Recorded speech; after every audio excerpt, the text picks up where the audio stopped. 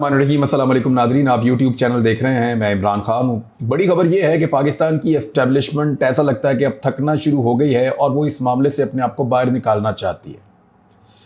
आप सब बेहतर अंदाज में जानते हैं कि एस्टेब्लिशमेंट के साथ गुज़िश्ता एक साल में क्या हुआ है।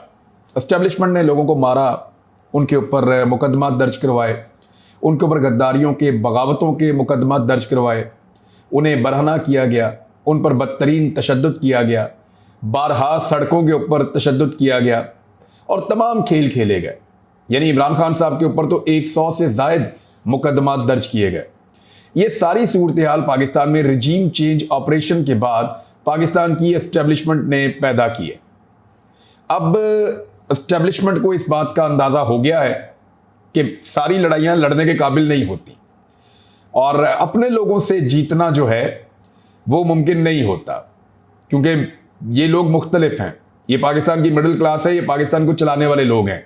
ये सोच एस्टेब्लिशमेंट के अंदर अब आगे बढ़ रही है कि हम कब तक इस लड़ाई को लड़ेंगे और कब तक पीडीएम की जमातों का बोझ उठाएंगे। लेकिन साथ ही साथ दूसरी तरफ की सोच भी मौजूद है कि इमरान खान, जिसको रजीम चेंज ऑपरेशन के जरिए से निकाला गया है, अगर वो वापस आया तो वो एस्टेब्लिशमेंट के किए धरे का हिसाब मांगेगा। अगर वो वापस आया तो वो आकर पूछेगा कि तुमने ये क्या किया और ये क्यों किया। ये वाला खौफ भी है। और जिन लोगों ने इसमें एक्टिवली पार्टिसिपेट किया था रजीम चेंज ऑपरेशन में, वो लोग ज्यादा डरे हुए हैं, ज्यादा घबराए हुए हैं, ज्यादा परेशान हैं और वो अपने तौर पे अभी भी कार्रवाइयां जारी रखे हुए हैं। एक और चीज जिसके ऊपर बहुत ज्यादा बात हो रही थी वो ये थी कि पाकिस्तान तहरीक-ए-इंसाफ सोशल मीडिया को कंट्रोल करती है और उसके जरिए से इदारों, खासतौर पे जो एस्टेब्लिशमेंट के अंदर शामिल तगड़े इदारे हैं, उनके ऊपर तनकीद करती है पाकिस्तान तहरीक-ए-इंसाफ और उनके खिलाफ पूरा एक प्रोपेगेंडा या एक मुहिम बनाई जाती है मुबैना तौर पे। लेकिन गुज़िश्ता चंद दिनों में होने वाली गिरफ्तारियां और उन गिरफ्तारियों के नतीजे में जो तहकीकात की गई हैं, उनसे कुछ चीजें सामने आ गई हैं। जिन कारकुनों को गिरफ्तार किया उनके पॉलीग्राफिक टेस्ट तक करवाए गए। ये पॉलीग्राफिक टेस्ट क्या होता है? इससे मेडिकली ये साबित हो जाता है कि ये शख्स सच बोल रहा है या झूठ बोल रहा है। उसके जिस्म के साथ मुख्तलिफ किस्म की वायर्स लगाई जाती हैं, मशीनें उसके साथ इंस्टॉल की जाती हैं और उसको कुछ मेडिसिन वगैरह भी दी जाती है। अगर वो शख्स झूठ बोलता है तो वो मशीन बता देती है और अगर वो शख्स सच बोलता है तो भी मशीन बता देती है। तो इस तरह ये टेस्ट भी किए गए उन लोगों के जिनको गिरफ्तार किया गया, ताकि पता चले कि सोशल मीडिया के ऊपर पाकिस्तान के इदारों के खिलाफ जो मामला चल रहे हैं ये ऑर्गेनिक हैं या कोई जमात उनको बनाकर चला रही है।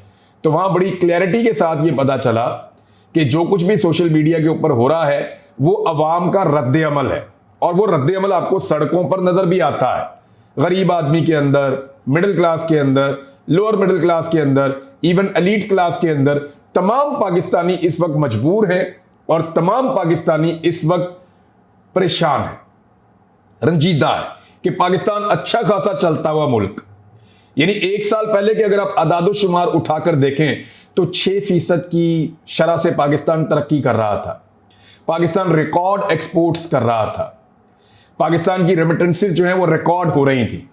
पाकिस्तान में जो टैक्स की कलेक्शन हो रही थी वो रिकॉर्ड टूट रहे थे और पाकिस्तान अपने अहदाफ से आगे जा रहा था। पाकिस्तान में आईटी बहुत तेजी से आगे जा रही थी, दीगर चीजें पाकिस्तान में आगे बढ़ रही थी। तो जब सब कुछ चल रहा था और चीजें भी सस्ती थी, महंगाई भी कंट्रोल में थी, 12.7% की महंगाई थी, तो उस वक्त रजीम चेंज ऑपरेशन कर दिया गया और अब एक साल के बाद यही सारी चीजें 3-3 गुना महंगी हो चुकी हैं। ना सिर्फ 3-3 गुना महंगी हो चुकी हैं, बल्कि रजीम चेंज ऑपरेशन के नतीजे में पूरी की पूरी मईशत का भट्टा बैठ गया है। ऐसी सूरत हाल में पाकिस्तान की आवाम गुस्से में है और वो अपने गुस्से का इजहार दो जगहों पर कर सकती है। जब इमरान खान जलसे में बुलाते हैं तो वहां जाते हैं, या जब इमरान खान साहब के ऊपर हमला हो तो उसका जवाब देते हैं, तो या फिर वो सोशल मीडिया के ऊपर अपने दिल की भड़ास निकालते हैं। वो जो लोग भड़ास निकालते हैं उसको कुछ लोगों ने इस तरीके से अपने सीनियर्स को बताया अपनी कार्रवाई डालने के लिए कि जनाब ये जो करवा रहा है इमरान खान करवा रहा है और पीटीआई करवा रही है। लेकिन जब इसकी इंडिपेंडेंटली इंक्वायरी की गई तो पता चला कि ये इमरान खान नहीं है। एक्चुअली सोशल मीडिया को पीटीआई कंट्रोल नहीं करती, बल्कि पीटीआई की सोच को कुछ हद तक सोशल मीडिया कंट्रोल करता है। ये बात अब समझ आना शुरू हो गई है और एस्टेब्लिशमेंट को यह भी समझ आ रही है कि इस लड़ाई को वो कितना लड़ेंगे और कब तक लड़ेंगे। ये लड़ाई उनके गले पड़ जाएगी। खुदा ना खास्ता अगर इमरान खान को नुकसान भी पहुंचा दिया गया तो अगले 40-50 साल तक ये जो आज लोग बच्चे हैं ना छोटे, ये इमरान खान के फॉलोअर्स हैं। इमरान खान की ज्यादा फॉलोइंग बच्चों में है, खवातीन में है, नौजवानों में है। ये अगले 30 साल से 50 साल तक जान नहीं छोड़ेंगे एस्टेब्लिशमेंट की। एस्टेब्लिशमेंट को इन चीजों की असेसमेंट होना शुरू हो गई है, लेकिन वो अब मामलात से अपने आप को बाहर निकालने की कोशिश कर रहे हैं। क्या वो निकाल पाएंगे? और उनके अंदर ऐसे अनासिर मौजूद हैं जो अभी भी इमरान खान को दीवार के साथ लगाने और इमरान खान को तबाह करने पर तुले हैं। देखते हैं कि कौन सी सोच जीतती है और कौन सी सोच आगे बढ़ती है। वुकला मैदान में आ गए हैं नाज़रीन। ये एक बहुत बड़ी खबर है। जब वुकला तहरीक चली थी तो ऐसे ही शुरू हुई थी सुप्रीम कोर्ट ऑफ पाकिस्तान के लिए। इस वक्त मुस्लिम लीग नून ने 1997 के बाद दोबारा पहली मर्तबा सुप्रीम कोर्ट ऑफ पाकिस्तान को बहुत बड़े पैमाने पर तकसीम कर दिया है। अब वाज़ेह दिखाई दे रहा है कि PMLN की आशीर्वाद से या PMLN की ख्वाहिशात की तकमील में कौन कहां खड़ा है, यह नजर आ रहा है। और मनपसंद बेंचेस बनाने के लिए इस वक्त दबाव डाला जा रहा है सुप्रीम कोर्ट ऑफ पाकिस्तान पर। अदालतों के अंदर बैठे हुए लोगों के नंबर्स कैलकुलेट करके यह अंदाजा किया जा रहा है कि कौन किधर है और कौन किधर है। यह क्या हो रहा है सुप्रीम कोर्ट ऑफ पाकिस्तान के साथ, और यह PMLN कर रही है, बाद में भी करते रहे। लेकिन वुकला इसका रास्ता रोकेंगे। वुकला इसका रास्ता कैसे रोकेंगे? वुकला ने शारे दस्तूर पर आने का फैसला कर लिया है। वुकला में बहुत ज्यादा तशवीश है जो कुछ हुक्मरान इत्तेहाद इस वक्त सुप्रीम कोर्ट ऑफ पाकिस्तान के साथ कर रहा है। वुकला तंजीमों के जो अहम तरीन रहनुमा हैं उन्होंने मुशावरत शुरू कर दी है। तहरीक इंसाफ से वाबस्ता वुकला का भी मुख्तलिफ ऑप्शन के ऊपर गौर हो रहा है। चीफ जस्टिस ऑफ पाकिस्तान के हक में मैदान में आने का फैसला किया है। सोमवार वाले दिन यानी कल वाले दिन वुकला तंजीमों की जानिब से शारे दस्तूर पर इकट्ठे होने का कभी इम्कान है। वुकला तंजीमों की जानिब से सुप्रीम कोर्ट के हक में सड़कों पर निकलने की कॉल भी दी जाएगी और सोमवार को समात के मौका पर वुकला सुप्रीम कोर्ट के हक में बाहर जमा होने के लिए जो है वो सोच विचार कर रहे हैं और बहुत मुमकिन है कि शारे दस्तूर पे वुकला इकट्ठे हो जाएं। वुकला आइन के तहफ़्फ़ुज़ के लिए सुप्रीम कोर्ट के साथ खड़े होने के लिए पुरज़म है और ये सारी खबरें जो हैं वो सिद्दीक जान ने भी बताई हैं, दीगर कुछ और लोगों ने भी बताई हैं, क्योंकि सिद्दीक जान अदालत को वुकला को कवर करते हैं। और जो लाहौर से मेरे पास इत्तलात है वो ये हैं कि वहाँ पे होने वाली वुकला का जो कन्वेंशन है उससे बहुत बुनियादें हिल गई हैं PDM की और उनके सहूलतकारों की। और उसके बाद जो इमरान खान साहब की पे दर पे मुलाकातें हो रही हैं वुकला तंजीमों से, जो उनकी मुलाकातें हो रही हैं मुख्तलिफ लोगों से। अभी आज की मैं आपको खबर दे देता हूँ कि मजीद जो वुकला रहनुमा हैं उन्होंने ज्वाइन कर लिया पाकिस्तान तहरीक इंसाफ को। पाकिस्तान बार कौंसिल के रुकन हैं चौधरी हफीज, उन्होंने अपने साथियों समेत पाकिस्तान तहरीक इंसाफ में शमूलियत का ऐलान कर दिया है। इसी तरह कुछ दिन पहले जजेस की एक बहुत बड़ी तादाद इमरान खान साहब को मिली थी जो रिटायर्ड जजेस हैं, और उन्होंने इमरान खान साहब के मौक़िफ़ की तायीद की थी और ये कहा था कि आईन पाकिस्तान के मुताबिक इंतखाबात करवाने हैं तो 90 रोज़ के अंदर इंतखाबात हो सकते हैं। कोई भी अदालत आईन पाकिस्तान से बाहर जाकर फैसला नहीं कर सकती। उसके बाद इमरान खान साहब ने कहा था कि मुझे कोई एतराज़ नहीं है जो उनसा मर्जी बेंच बनाएं, लेकिन हमें यह बताएं कि हमने 2 असम्बलियाँ तहलील की हैं इस उम्मीद पर कि 90 दिन में आईन पाकिस्तान के मुताबिक इंतखाबात होंगे। आप 90 दिन में इंतखाबात करवा रहे हैं या नहीं करवा रहे हैं, क्योंकि इसके बदले में अगर इंतखाबात नहीं होते तो इमरान खान साहब ने सड़कों पर आने का फैसला किया हुआ है। और सड़कों पर आने के लिए ये वो पार्टी तो है नहीं जिसके बारे में सबको लगता था कि ये बर्गर पार्टी है।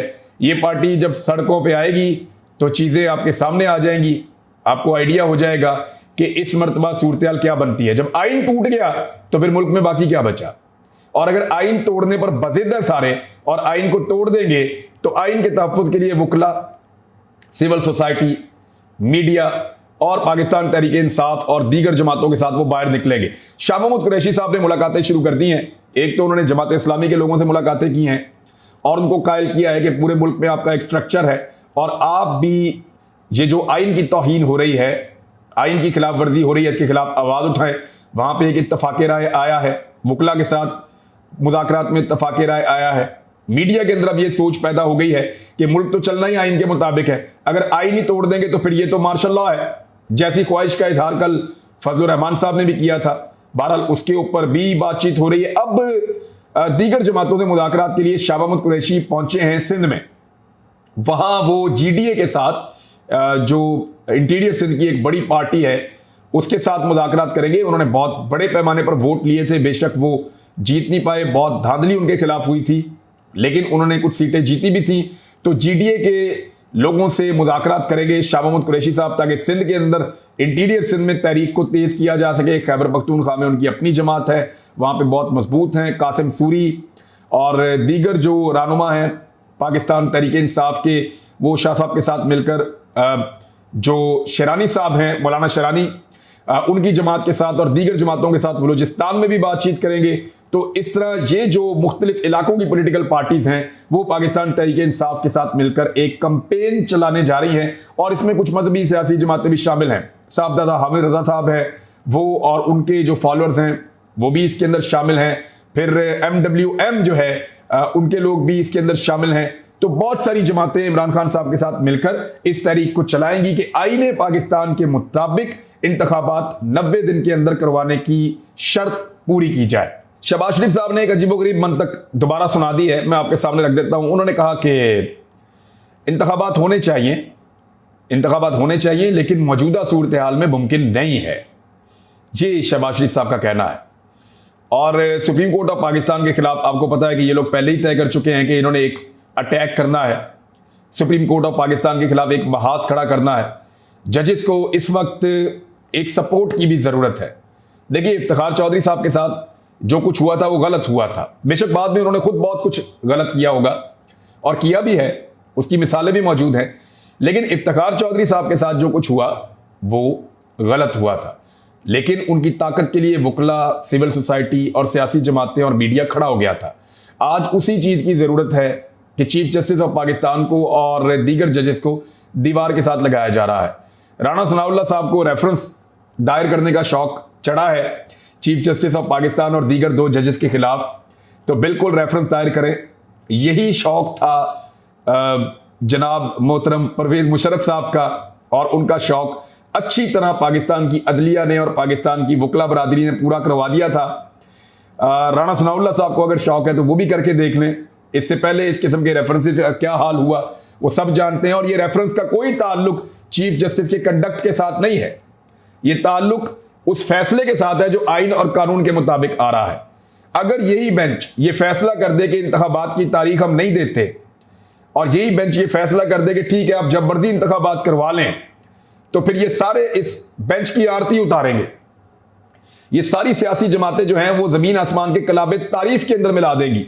लेकिन अगर यही बेंच ये कहे कि आईने पाकिस्तान के मुताबिक आपको इंतखाबात करवाने पड़ेंगे, तो इन सारी जमातों को मौत पड़ जाएगी, क्योंकि तमाम सर्वे जो इन जमातों ने खुद करवाए हैं, थोड़े दिन पहले शहबाज शरीफ साहब ने सर्वे करवाया था पूरे पंजाब का, तो जो इतलात उनके पास आई हैं वो सर पकड़ के बैठ गए हैं कि इन हालात में तो इंतखाबात के अंदर जाना दूर की बात है, जाने का सोचना भी गुनाह कबीरा है, तो वो इंतखाबात में नहीं जा पाएंगे।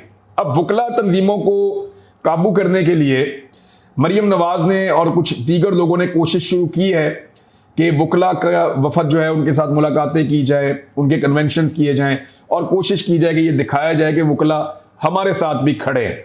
लेकिन 80% से ज़ायद वकला इस वक्त इस कॉज के साथ खड़े हैं कि पाकिस्तान के अंदर रजीम चेंज ऑपरेशन और उसके बाद एस्टेब्लिशमेंट की मनमानी और आइन की खिलाफ वर्जी वो नहीं होने दी जाएगी। इमरान खान साहब ने एक और बड़ा अहम ऐलान किया है। देखें, अब यहां से आप अंदाजा कर लें कि इमरान खान साहब के आसाब कितने मजबूत हैं। उन्होंने साफ कहा कि हुकूमत के साथ मुज़ाकरात होंगे तो मेरी पार्टी के लोग जाकर बैठेंगे, मैं बैठने के लिए उनके साथ तैयार नहीं हूं। उन्होंने कहा मैं नहीं बैठूंगा, और इमरान खान ने कहा कि वो हुकूमत के साथ मुज़ाकरात में नहीं बैठेंगे, अगर बातचीत हुई तो पार्टी के दीगर अराकीन करेंगे। एक तरफ नवाज शरीफ साहब, याद है ना, एतजाद अहसन साहब ने बुरी हालत कर दी थी असम्बली के अंदर बेइज्जती कर करके, और नवाज शरीफ साहब चुप करके मुस्कुरा के सुन रहे थे क्योंकि इक्तदार बचाना था। लेकिन इमरान खान साहब ने इस बुरे वक्त में, जब उनके ऊपर 100 से ज़ायद मुकदमात हैं, वो अभी भी कह रहे हैं ठीक है मैं उनके साथ मुज़ाकरात में नहीं बैठूंगा। वो अपनी तबीयत के खिलाफ जाने को तैयार नहीं है, और उन्होंने कहा उनकी पार्टी जाएगी और जाकर मुज़ाकरात कर लेगी। और मुज़ाकरात किस चीज़ के ऊपर होने? इंतखाबात के ऊपर होने। तो ठीक है, इंतखाबात करवाएं। गैर मुल्की टीवी चैनल को इंटरव्यू दिया इमरान खान ने, और उन्होंने कहा जिनको चोर और करप्ट कहता हूं उनके साथ नहीं बैठूंगा। अगर बातचीत हुई तो पार्टी के दीगर अरकान करेंगे। इस वक्त मुल्क का सबसे बड़ा मसला 90 रोज में इंतखाबात हैं।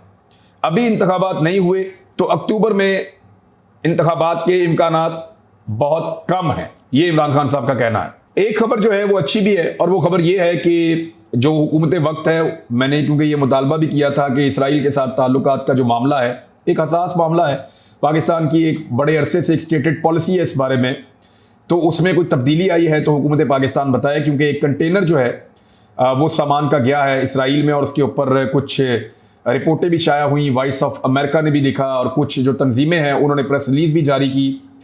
तो इसमें दफ्तर खारजा ने दो टोक अल्फाज में कहा कि पाकिस्तान के इसराइल के साथ सफारती या तजारती ताल्लुकात नहीं हैं, पाकिस्तान की पॉलिसी में कोई तब्दीली नहीं आई है।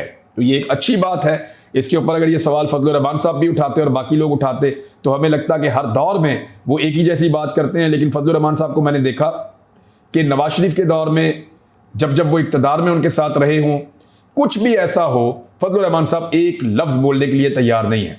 शहबाज शरीफ साहब गए, जाकर उन्होंने मैक्रोन को गले से लगा लिया, फजलुर रहमान साहब ने एक लफ्ज़ नहीं बोला। अब तक के लिए इतना ही। अपना ख्याल रखिएगा अपने इस चैनल को। अल्लाह हाफ़िज़।